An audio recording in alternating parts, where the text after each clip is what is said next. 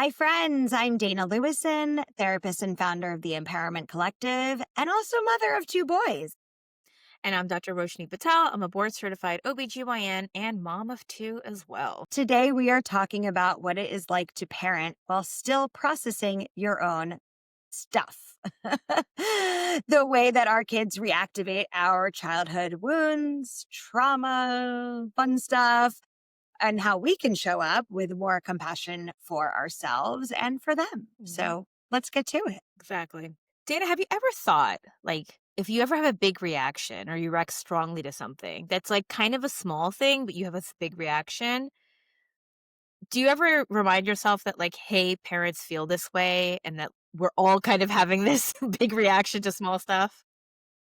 Yeah, I think that feeling dysregulated when our children are dysregulated is such a common response and common reaction. I have my own feelings about gentle parenting and, trying to always be calm and such. And yeah, I don't think we should be like screaming all the time in our homes, but I think there's Hmm. also a reality of, yeah, if you're getting yelled at or a child is poking you, you can have a normal reaction. You're allowed to get frustrated. And I think well, many of us, and maybe you felt this way too, but I believed I was an expert on all things before I had children of parenting. Like, I will never do this. I will never do this. And then you have children and realize that your kid can just walk in the room with a certain look on their face and you're ready to go. Yeah, Like, you're ready totally. to have a reaction.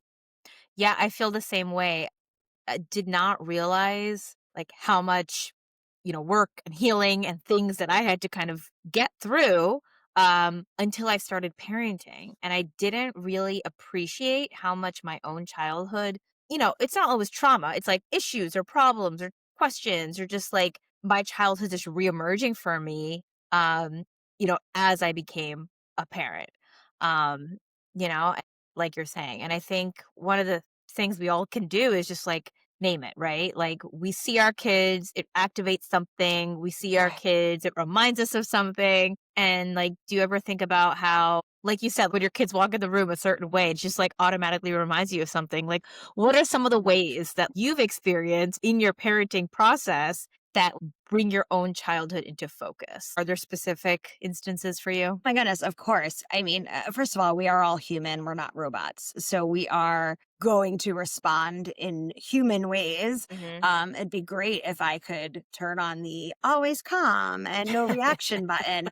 But unfortunately, I have all these other buttons that when they get pushed, I have different reactions. But sure, I can think of multiple examples, one outside of my own activation in the moment, but I don't know if you've experienced this yet. Your kids are a bit younger, but the first time that my older son, when he was younger, the first time that he was teased or Mm. bullied and came home really upset and told me about it, I'm fairly certain that activated a brand new feeling in my body that I did not have a name for yet at that point. That was awful. And I realized that was all me, right? That's my inner child reaction Yep. to, remembering when I was teased and what that felt like, or if I had been bullied and what that felt like, and how to show up for your kid without letting your stuff take over. Right. And being like, oh, do I need to go, beat up another 5-year-old now? How do you show up for your kids and help them? And maybe that's what we get to a little later, but Yeah. how do you not let your stuff impact them? So for me, that was a really, really memorable example of the first time I really saw a lot of my own stuff coming up for me Hmm. in relation to my children. How about you? Yeah, I think first of all, it's always surprising. I never realized which episode or incident is going to be the one to remind me. And it's funny, Right. my daughter is 5 now and she is pushing limits as she should, but one of the things she's starting to kind of understand is truth, reality, lie, falsehoods, white lie, like that kind of place. And it brings me back to my childhood cuz it's kind of ironic. I used to fib as a little kid, and it's a famous, story that my parents still talk about, "You used to make up stories when you were little." And it's so funny, that is why I have so much baggage when I'm then like, okay, how do I want to deal with it with my daughter, right? Because my parents did what they did, right? And they could have labeled it as like, wow, you had such a creative imagination and you were a creative person. No, no, they didn't go there. They went to, you used to make up stories. Like, and it felt really judgy. Mhm. So then when my daughter started exhibiting some of the same behavior, I was like, you know what? I'm not going to like, and I said this to her. She actually got into my room and got into my makeup, and, we had a big talk about safety and like going into people's rooms and grown up spaces, all that, which again, that's already like my parents would have never done that. But I was like, look, you weren't totally honest. I'm sad about that because like I care about your safety and kind of took it in a different place. Who knows who's right or wrong here? It's not about right or wrong. It's, I wanted her to know what was important for me was to know for her to know that like I'm on her side and I want her to work through it. And even if she was dishonest, she's not going to be penalized for it because we don't do that. That's not our parenting style. But I had this other thought that I just wanted to share with you is like, do you think it comes up for us because it wasn't dealt with in a way that supported us as kids? When you experienced bullying as a young child, or when I experienced, I don't know, my curiosities and imagination, like we weren't validated or heard then, and it's because it's unfinished business, it's going to show up when it represents. Do you think it's like a wound that never healed?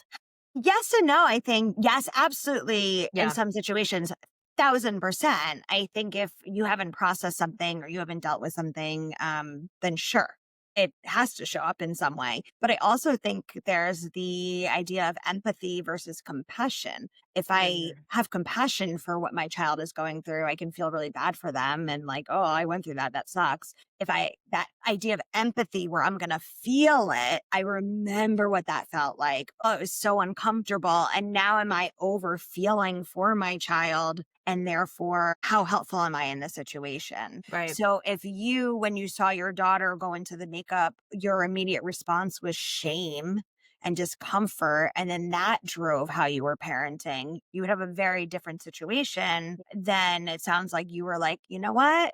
I recognized how I went through this, didn't feel great. I'm going to do something different and had the insight to say, okay, how would I want someone to show up for me? And Yeah. so that's using compassion. And here's what I'm going to do differently. I think the problem becomes when I, see parents who are let's use the bullying example Hmm. as an example. If a child's getting bullied, and I don't want to say bullying. Let's not go that because there are times I 1,000% think as parents you have to step in because Yeah. bullying Safety. can be, yeah, for safety Yeah. reasons very very bad. But let's say a child is being teased. Hmm. Okay, can the first step be you hear your child out and then work with your child on, okay, let's go back and how can you talk to who can you talk to? Can you go back to the child that's bullying you? What can you say? Who else can you talk to? And pose it as asking questions and let the Hmm. child answer that so your child is exploring it as opposed to you jumping in and saying, well, you should do this and you should do this Yeah. and I giving like them all that. the answers. Number one, I think when you're giving all the answers, the message you're sending is, I don't believe you can do this on your own. So I need to jump in. And save you, right? Oh, I Right, like and it. then you're also letting your insecurities Stuff. and your shame and your stuff take over, right? I Mhm. wish someone fixed this for me, so I'm gonna fix it for you. As opposed to maybe it would be better for someone to have taught me the skills for how to deal with this, and therefore I'm gonna teach you the skills as well. So instead of picking up the phone and calling the school right away, my God, this is what's happening in this class. And again, if it gets to a certain point, 1,000% jump in. But how are we teaching our children to self soothe, how to be resourceful, how to take care of themselves, how to speak up? Yeah. So And that's a just, life skill, right? Like that's really what parenting is, right? yeah. Preparing them to live and function independently. Like I tell my kids, like my daughter's 5. I was like, mommy's not going to be here forever. Like you will have to learn to make your bed at some point in Right. the future. And right now she does the kind of flippity floppity of the blankets and she'll make her bed and then I'll go and make it again. I will Right. still, but the point is I have to teach her. And even if it looks ugly and messy and uncomfortable, like you said, I really think of parenting as skill acquisition and skill, Hmm. passing down, not like I'm going to solve all your problems, right? Right. Exactly. And You're making me think of something really funny for me, at least, with the making of the beds. And I think I've mentioned this on another podcast. I do not make my children make their beds. That was the one thing growing up for me I hated. I hated making my bed, keeping my room clean. And yeah, there's definitely some ADHD in there that was probably not appropriately diagnosed. And that was just so hard for me. And it was something I always said I would never make my kids do that. Yeah. And that is the one thing that I've absolutely stuck to. If they want to make it great, if they don't, I don't care. They're the ones getting into it at the end of the day. Right. And So that's the I other, actually yeah. don't. Right, and as parents, I think that's great, like, you've picked your the hill you're gonna die on, so to Mhm. speak. Like, I let my five-year-old dress herself as long as it's, like, weather appropriate, I don't care. If it matches, it doesn't match, you wanna wear 2 different socks, go to town. I I don't my job is to make sure you have clean socks. Your Right. Whether they'll wear them. Now, again, I have 2 boys, Yeah. 10 and 13, so we're in the I don't want to wear a jacket phase. Oh, So yeah, so even cool, though right? weather appropriate, it's like 30 degrees out, It's no one cold. wears a jacket because why would we wear a jacket? We'll wear a sweatshirt because we wear those all year long, even in Yep. the summer, but, that's the stage we're in. So Yeah. I mean, so good of you to highlight like empathy, compassion, and I think that's such an important set of vocabulary that maybe we didn't have when we were kids. Let's talk about anger a little bit. uh, Like I get angry. Surprise, I'm a human being. Can we talk a little bit about anger and repair and you probably notice some situations where like that's triggering for you for your anger to like maybe flare up. I know I have mine. Do you feel like some of that is still about your own childhood or like your expectations that were set upon you as a child? I really believe that all of parenting is very much connected to how we were raised. Hmm. And I mean, those are the role models, good or bad. Those are the role models we had. That's what we observed. And so those parental figures. So Yeah. whoever took care of you, whoever raised you, it could be grandparents, aunts, biological parents, adopted parents, whoever it was, that's what you watched, right? Yeah. And so there are so many things I can picture from my own childhood, and I'm sure my mom is listening to this, so I'm laughing at the same time. Hi, mom. And I know that, there are things that come out of my mouth and it's listening to my mother, right? Like I will say something and I'm like, my God, I'm my mom, Oh, turned into my mom. I am saying the same things. And I will call her every now and then too. And she knows this. I'll call and I'll be like, I'm sorry for X, Y, and Z, right? When I mhm. was 16 and I said X, Y, or Z, I am sorry for that because my son just said that to me. And wow, that's not cool. Yeah. So I think there's a lot connected to your childhood. I think that what is important is that repair piece that Okay. we can make mistakes, right? I do lose my cool. Absolutely. I am tired by the end of the day. I am overstimulated, get dysregulated. If my child comes in and they're all over the place, I definitely going to be all over the place with them. I think the most important piece is if you mess up, and by mess up, I mean if you yell, if you say something wrong, or you say something that you don't think was right or it was hurtful, apologize, Yeah.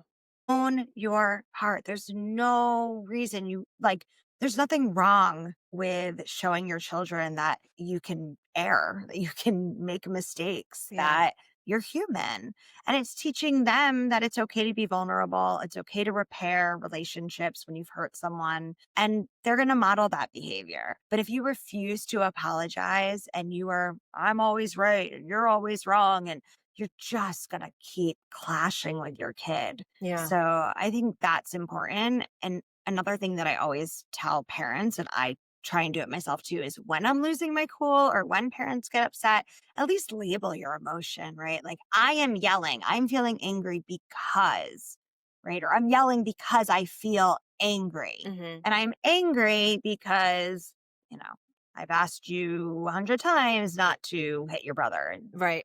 whatever it is. So I think that's, yeah, just owning your emotions, owning your outbursts, Yeah. and unapologizing, repairing it. Yeah. I agree so much with that humanizing piece. How I grew up, and especially from seeing my own parents, but also like adults around me and like seeing how my cousins were parented and friends were parented. There was this clear divide, like grown up adults, they can be right. What they say goes. It's very, Yes. it kind of pits us into this like us versus them mentality. And then comes the, I'm going to push this boundary. Rebellion seems really enticing. And I'm like, wow, what if it was different? What if we didn't have that contentious stuff? Like anger, like growing up, anger was an emotion that could be displayed by adults and grown-ups, but kids, what do you have to be angry about? You have everything, and some of that's also cultural too. I'm a child of immigrants. I grew up in a much better situation than my father did. This sense of like we owe it to them. So we have to be passive or submissive or forever grateful, but when they step out of line, that apology doesn't come through. That was problematic for me. And like, yes, I'm in the therapy and I'm doing the things to like deal with that. But I also talk about therapy, like that was also It's a thing that important. wasn't talked about in my household when I was a child. And I'll do the naming of emotions. Like when, I feel it coming on for my thing, it's like around dinner. Like I need my kids to eat a decent dinner when they're messing around or they're and I get because they're kids, they're 5 years old, right? Like they don't understand nutrition. That's when I'm like, you know what, mom is getting upset. This is very important for you and I care about your safety. And I'll say that 10 times or until I'm blue in the face. And if I'm really like, hitting a wall, I'll leave the kitchen. I'll like go sit somewhere else Right. away and just cool off. But yeah, I love that piece about what you're saying about modeling and the repair. What are some of the like phrases you like to use, like when you're trying to repair or like you want to like circle back with your kids after you've like blown a gasket? I I mean, apologizing, Hmm. like, "Hey, I'm really sorry I got mad," or, "I'm really sorry I yelled. That wasn't appropriate. I need you to understand what I was feeling." Right? Mm, I have my older one's 13, and so he can have these adult conversations, yeah, not adult conversations, but he can have more mature. mature Yeah. conversations than I can have, with my 10-year-old even. And so he will, he'll own it too. Sorry I said this or no, sorry I said that. We can have those conversations and both agree that, hey, next time let's do better. Or if this is bothering you, I'm going to hear you better when you're not yelling. So chances are you're going to hear me better when I'm not yelling. So Yeah. how can we, do this in a better way? Or let's go to dinner and spend some time together. That's always been the way that we go about it. Hmm. And I can't say that's always great. We clash a lot. My son is Sure. very different than me in so many ways, but I think as long as you can repair and you try at least, right? You're not always going to get it right, Hmm. but just being vulnerable in that way, I think that's important. Yeah. I kind of touched on like my own, I guess, cultural things like growing up in Mhm. parenting. Do you feel there are cultural expectations like in parenting, also parenting different genders, because that brings up for me a lot of like, I grew up with brothers. I was the only girl in the household. There was a lot of messaging that I got that I'm never going to do that to my daughter. I don't know how it lands for you raising two boys. Yes, absolutely. I mean, I look, the first thing I do and any client that I have that comes to me asking about parenting or such, I'm going to respect whatever cultural norms they have within their family. And also recognizing that whoever's coming to me for therapy, their family of origin might not understand that. They might not understand therapy. They might not understand getting help with parenting. So many clients have experienced different types of traumas Hmm. being from immigrant families or coming over and immigrating as a child themselves. So I think recognizing that each person's journey is different and not making any assumptions about what someone's experiences are based on their culture, but being open to hearing what their story is Yeah. and understanding how that plays into it. But then, recognizing as someone who's coming for support and help, we all need parenting help. We Yeah. all need parenting support. I can work with someone, I can tell you, help you figure out what might be the right thing for you, but I'm struggling over here the next day, right? Sure. So I think it's just, being honest is important and certainly reaching out for therapy. Hmm. Or if that is something that is uncomfortable for you or that's something that, is new for you, I'll tell people like, reach out to a spiritual organization, Hmm. go talk to a leader of a spiritual group that you're part of or a religious organization that you're part of. That can be a good place to start too. Yeah. To at least like have those conversations. Hmm. Yeah. Something else I thought of a lot. when we were, like, thinking about this episode is, like, the messaging we got as kids. Like, how much of that do we carry, knowingly or unknowingly, right? And then how much it affects us.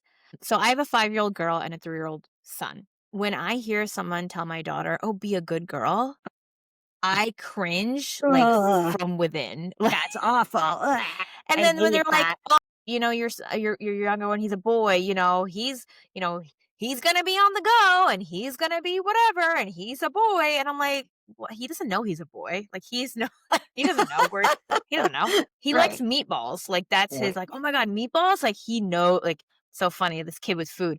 But that's what he knows. He doesn't know gender, right? So and when I hear those things, like, the kids don't know anything any better. My husband's like, "Not everything needs to be a conversation." But I hear it from my parents, my in-laws, and it's because it's, like, that was okay to say then, and, like, we wouldn't really say that now, how we parent. Right. Right.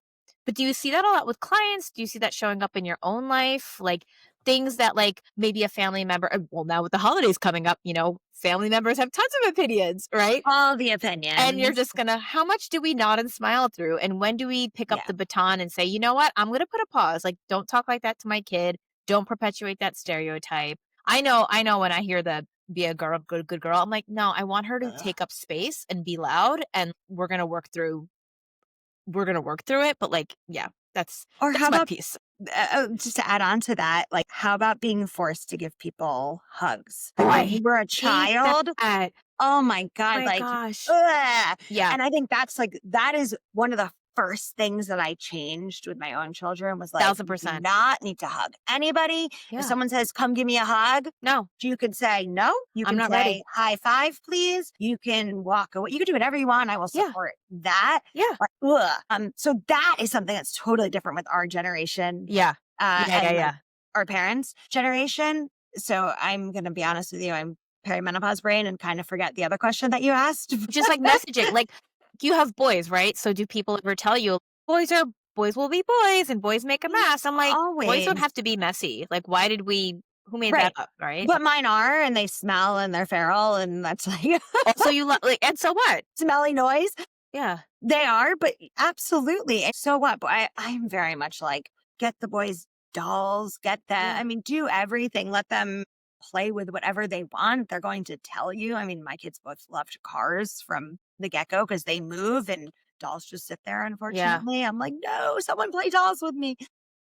And, sitting and coloring, they didn't want to do. But it's nobody's, I mean, just nobody's business, right? Like the yeah, people that have opinions on everything, just go away. yeah, Keep your opinions to yourself. But I think that also in generational, how to discipline and punishments and all that's changed too with like yeah, timeouts, right? Like if I was bad as a kid or my sister, we would go to our rooms, right? And I was like, oh, this is bad. My children have everything in their room. yeah. It's like I would It's never not be a like, punishment. oh, time out, go to your room. It's like, we're being really rude. So you're going to lose an hour of your screen time. And that is like the end of the world for them. So, you know, I- and this might sound bad, but like I was afraid of being punished as a kid, right? Like getting in Yes. trouble, that fear that like even at school, don't act out.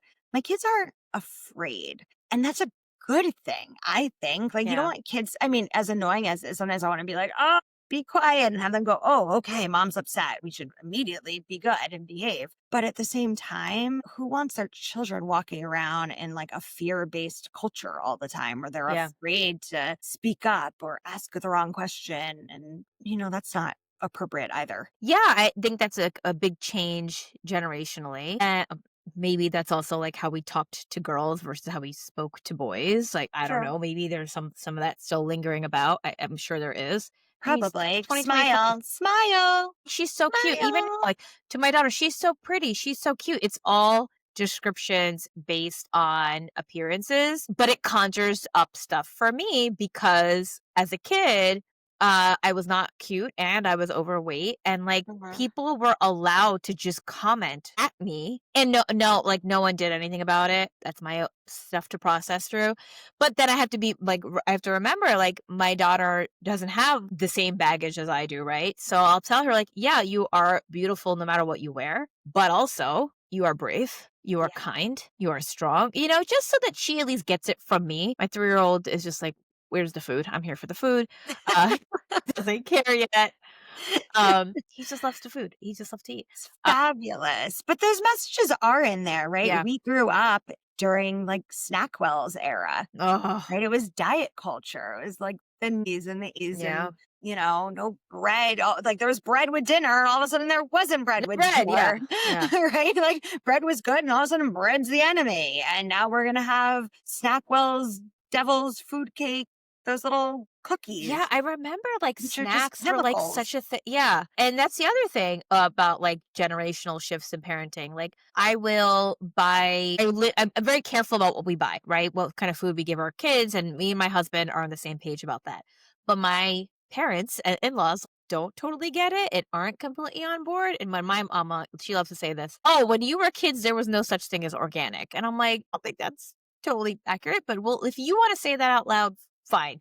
But it wasn't a concern, like, the food industry was different, right? And that I think that's the bigger thing is values, like, how do you want to parent? What is Mhm. valuable to you and your co-parent? If you have a co-parent, not a single parent, whatever your home family situation is like, we get to decide as parents very intentionally the choices we wanna make and then, like, kind of parent in accordance to that. And then, like, when those conflicts come up, you mentioned this before, getting that support, Yeah. normalizing therapy out of curiosity in the family you grew up with. I know it's very different now, but where you grew up and how you grew up, like, were you taught about therapy or counseling, like, as a place of Oh, healing? yeah, absolutely. I mean, Okay, my mom was a social worker.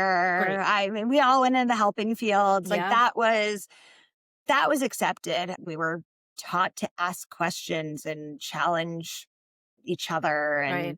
And I will say that was something that was, not for everyone, I guess, but that was certainly in my home. I very early on learned that therapy, this is great. And I wanted to be a therapist and I want to Yeah. work with little kids who have anxiety. Like, I mean, I was terrified of going to sleepovers. I was afraid of my own shadow, basically. I Mm, was the most anxious little kid. And so, yeah, I went to a child therapist at one point and I'm like, this is amazing. And I knew, I was like, that is what I want to do when I grow up. I want to be that type of person. And now I work with adults. But that's what I knew, that was it. That was for me. That was my future. So yes, therapy was accepted in my family. But I mean, I know so many people where yeah. it wasn't. And I work with people all the time who come in and they're like, this is the first time I've ever done therapy. What's it gonna be like? And I'm like, it's Mhm. really not gonna be scary. But I think there's a lot of, like you're saying, a lot of stuff from our childhood Sure. that then we have to decide, how do we want to address it and how do we want to parent differently. The food stuff with the what do we have in our home, and Yeah. Snackwell is the 100-calorie pack, versus and like, do I want all organic? Do I not? I have a very good friend. At one point, she said to me, Dana, they all are going to have pizza and Kool-Aid at some point. And it was like such a nice Yeah. normalizing statement. It took so much pressure off when they were babies, where I was like, only organic food allowed, or only this. And I still do my best to try and keep certain types of food in my home. Sure. But I'm also like, you guys want Oreos? Let's do it. Because I didn't have that growing Mm, up. So I really want all food to be accessible. I really try, no good foods, no bad foods. It's right. just food. I love that because that is speaks to your earlier point about, like, parenting as sharing of skills, right? And Mhm. passing down those skills because, like, you don't wanna just label foods good, bad, ugly, don't have, right? Because then that creates, like, desire and want and, like, noise. You know what? One day of I Wednesday dinner was ice cream. Yeah, and then the next day I didn't feel so hot. So now I know, like, I wanna treat my body different. Like, that to Right. me is, like, so much more important than my kid just following rote instructions that I talk at them. I don't want them to be Right. little robots. I want them to be free-willed, thinking, using critical reasoning Right. eventually when they get old Listening enough. listening to their bodies, right? Like, Yeah. or it could be, "Hey, I had ice cream for dinner on Wednesday and the world didn't, like, fall apart Collapse. and I'm Yeah. fine. Yeah. So cool. Good to know I can do that. That's okay." So, yeah, it's not even just the message from our families, but it's Yeah. messages from society. If that's the culture and the era that we grew up in, right? I worry about kids now who are growing up in all the girls in the Oh, yeah. Sephora and the makeup and the I can't. products on their I'm not skin. ready. And so it's where are you growing up and what are the messages around you? So it's, beyond just your family, but Yeah, your it's the friends world. and yeah, it's The so world. much of it. And that's going to impact then how you parent. Yeah. So if there's somebody listening and they're kind of like, these phrases are resonating with them, right? Whether they're like, "Oh yeah, I do have my own stuff to work through," and like, "Yeah, I am having trouble navigating how to parent amidst the world of stuff like we live in."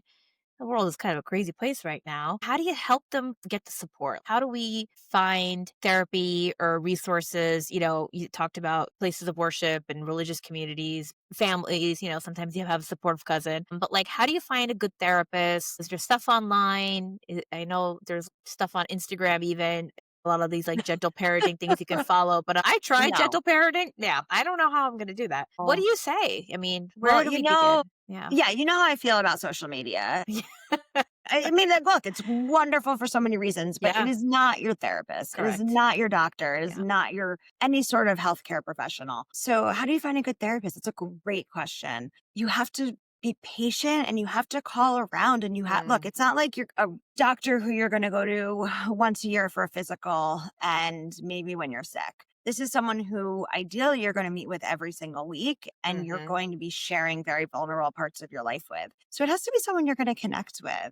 I think word of mouth, like talking to friends, who do you guys see for therapy? Who Okay. are you liking? Talking to your community is a great resource to find a therapist that you might then also like. If like, your best friend likes someone or a good friend likes Sure. someone, chances are you might also like that person. Or if you're not going to go to that person because your best friend goes to that person, they can probably recommend someone else. Sure. Okay. Good Right? point. Or, I own a practice. I have other therapists who work for me. I'm happy to, send my friends to them. Yeah. I'm not going to see one of my friends or I'm not going to see, one of their best friends for overlap reasons. But I think asking around and then ask for a quick call with a therapist. Mhm. I do 15-minute consultation calls for free all the time. And even when someone emails me, I'll say, hey, let's hop on a call because I wanna make sure it's a good fit as much as you do. I Good don't wanna point. waste your time, Good right? point. My ego is not involved, but I also time is limited. Your time's valuable, my time's valuable. So I Right. wanna make sure it's a good match. Otherwise, I'll refer you out also. But chat with them. Make sure that you like, the way they speak, the cadence of their voice. You have to Yeah. listen to them, so and they're gonna be listening to you. So make sure that you can have a good dialogue and chat a little bit, obviously, about what's going on that's bringing you to therapy and see what they say on it, right? They're not going to obviously go into great detail. You don't want that over the phone. Mhm. But, are they going to say, oh, that's, something that I work with. That's a issue that comes up often for my clients, or that's something that I specialize in. And here's why. That's going to be helpful to know. So, Absolutely.